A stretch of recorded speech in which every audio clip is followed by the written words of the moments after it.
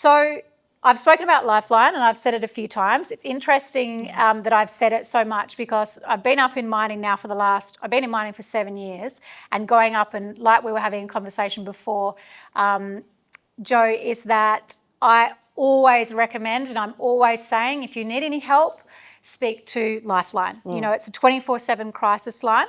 So I'd love to introduce you, Joe. So we're lucky enough to have you here today. I think it's a vital part of the conversation when it comes to mental health and wellbeing, because, you know, people aren't always in a crisis when they call, I can imagine, but people are always coming to you because they might not have anywhere else to go or anybody else to speak to.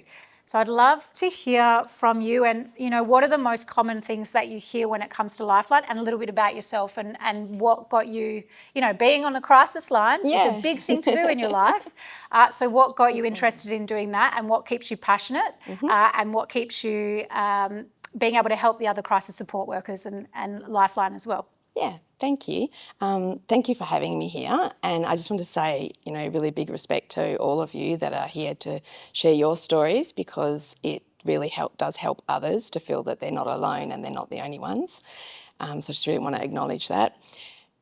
So I started at Lifeline 10 years ago. I was a stay-at-home mum. Our family business was veterinary, so I was always, you know, animals were kind of my thing.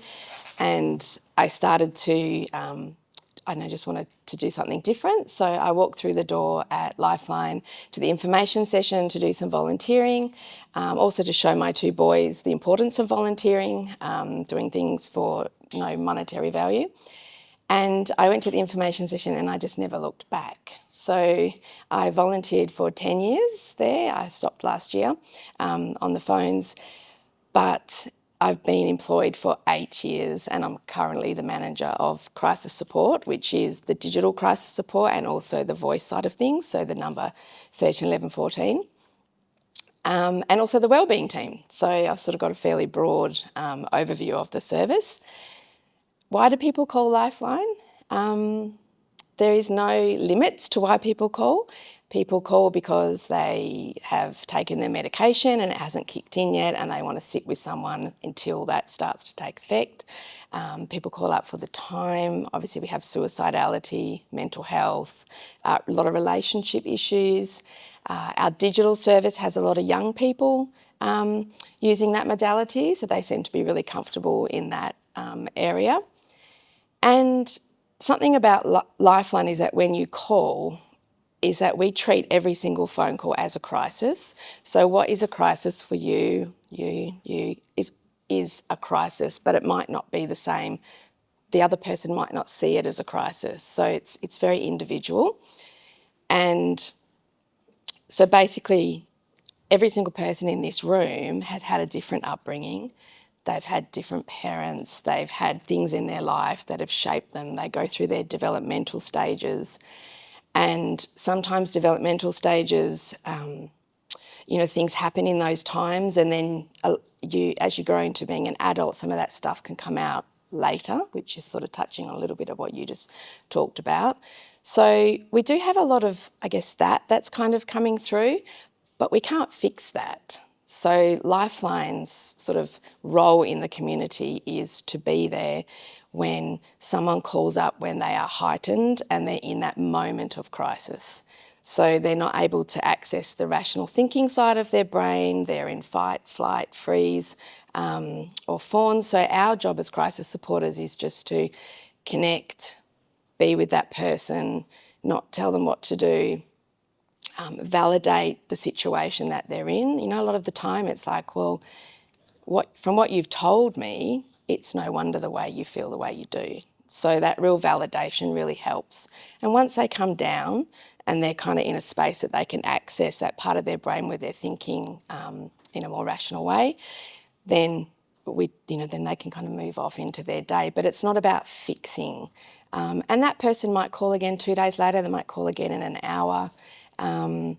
For example, we had one day, because my desk is kind of situated in the phone room, and we had a help seeker that called through about 8 times during the day, and they were wanting to take their life, but we couldn't get a location from them. So we kind of worked, and by the time we got to the end of the day, we managed to de-escalate this person, get a location, which they gave up themselves voluntarily, and so that is a life saved. And that happens multiple times a day, every single day in the Lifeline call centre. So that's what we do. Yeah. Amazing.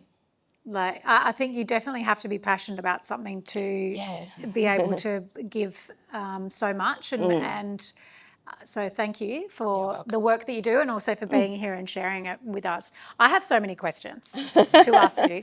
And, you know, like I said, we're going to be having our one-on-one down the track. So it's important for us to talk. But when I spoke to you on the phone and we were talking about what today was, and I acknowledge something that I ended up saying, and something that you reiterated then, was that, you know, nothing is a solution, because I came to you and I said, yep, we're going to do this event, and I want it to be the journey of people who've been, you know, struggled, and then, you know, they've found their way or their light, or they found something that works for them.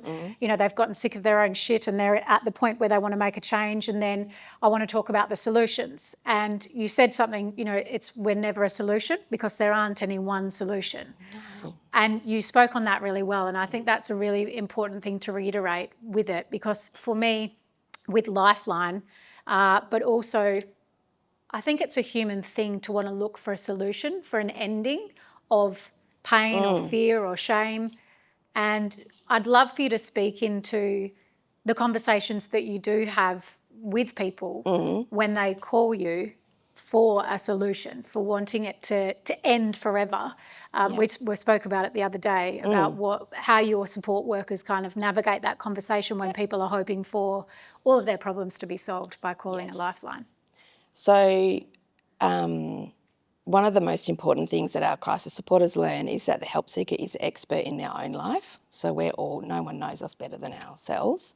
So throughout sort of framework that we utilise, it's very much, it's not a passive framework, it's not a directive framework, it's more of it has a bit of assertion, but it's kind of following their lead.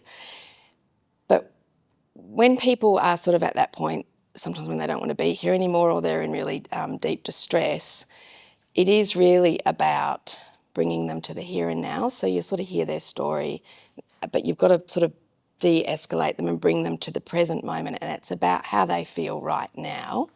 So how is that affecting you today? So we kind of really look at their feelings and talk about those things. And essentially it's like a moment in time. So it's very much about, so like reframing, maybe helping them to think things a little bit differently.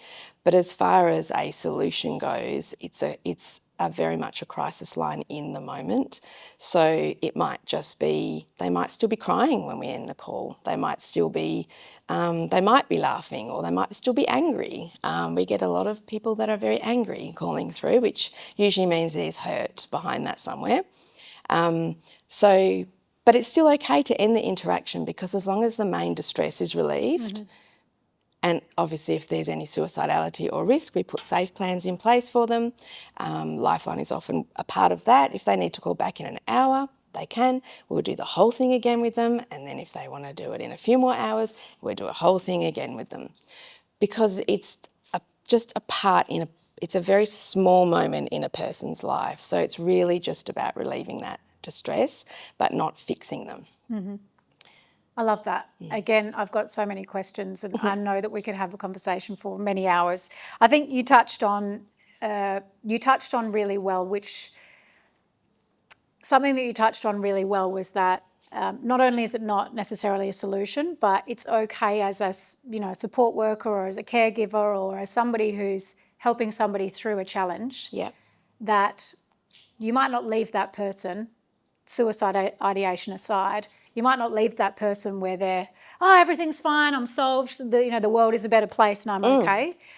I resonate with when you say that, because I know that when you've helped other people, when you've helped friends, or maybe you've been trying to console yourself, that you're looking to be 100% before you think you're okay. Yeah. But I think it's a really good thing to talk about, as you touched on. You spoke about bringing yourself into the moment, and it's fitting that we've got Ian here when we're speaking about bringing ourselves into the moment. And thank you so much, Jo, for that. We're going to hear from you so much. I know there's going to be lots of questions that everybody's going to be speaking on. But when we speak about being in the moment, Ian,